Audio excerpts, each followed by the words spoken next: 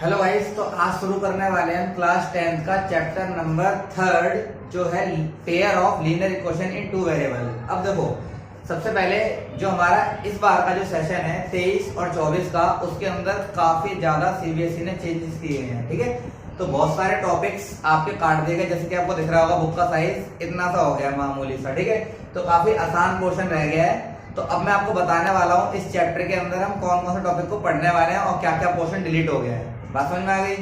तो फर्स्टली आप पढ़ के आ चुके हैं क्लास 9 तक लीनियर इक्वेशन, इतना पढ़कर आ रखे हैं आप, linear equation in two variable, ये आपने पढ़ा है। बट नया क्या जुड़ा है इसके अंदर? पेयर ऑफ, ये चीज नहीं जुड़ी है।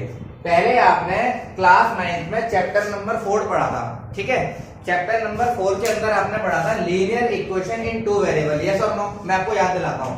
तो अगर हम बात करें form of linear equation in two variable, अगर हम इसकी फॉर्म की बात करें तो क्या फॉर्म होती थी? ax plus by plus c is equal to 0। Clear? हमने क्या सीखा था कि जो x का कोएफिशिएंट है वो a है, जो y का कोएफिशिएंट है वो b है, और एक कांस्टेंट c और इक्वल में 0, यही फॉर्म होती थी। फिर आपने देखा होगा, आपने इसके सॉल्यूशंस निकाले थे ऐसे एक टेबल बनाकर। क्लियर मेरी बात? यहाँ आता था x, यहाँ आता था y। फिर आप क्या करते थे?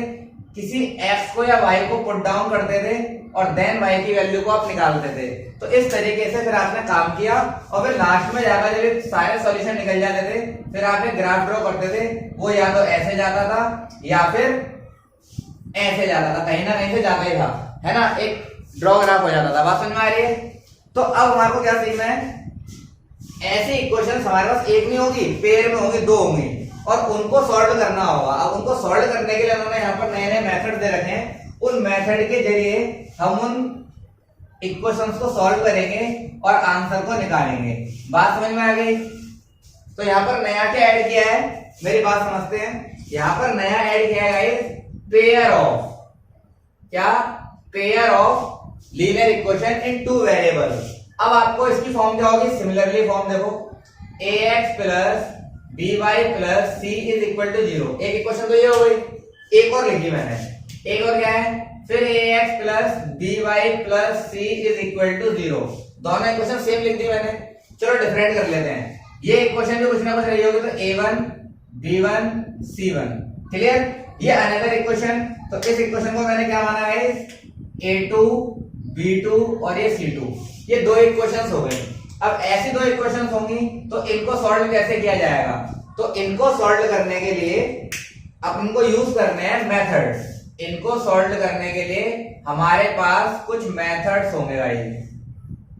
आ रही है बात समझ? क्लियर हो गया?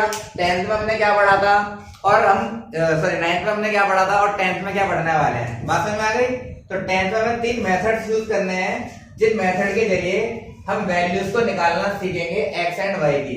काफी इंपॉर्टेंट चैप्टर है, एग्जाम में काफी क्वेश्चंस आते हैं। तो पहला मेथड है इसका सब्स्टिट्यूशन मेथड। कौन सा मेथड है गाइस? Substitution method. ये होता है एक method. Clear? Second method is elimination method. समझ में आ रहा है? Elimination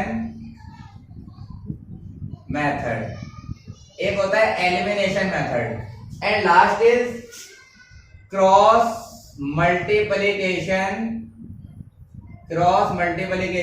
method. एक होता है क्रॉस मल्टीप्लिकेशन मेथड। अब मेरी बात समझनी है कि सीबीएसई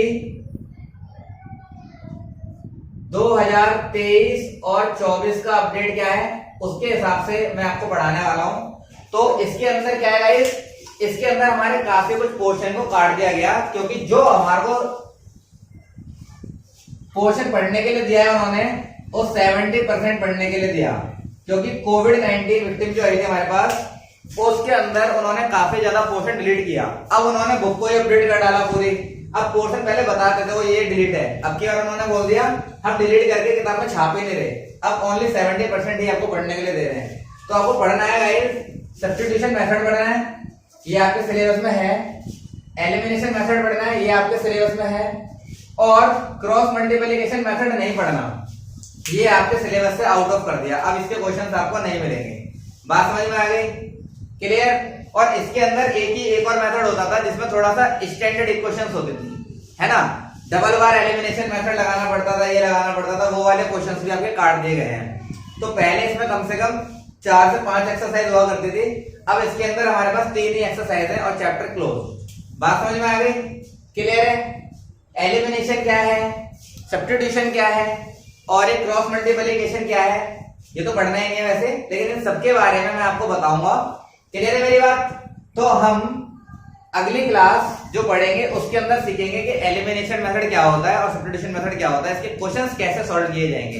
पहले बताओ, यहां तक समझ में आया? इंट्रोडक्शन समझ में आया कि क्या है लीनियर इक्वेशन? क्लियर? बात समझ में आ गई?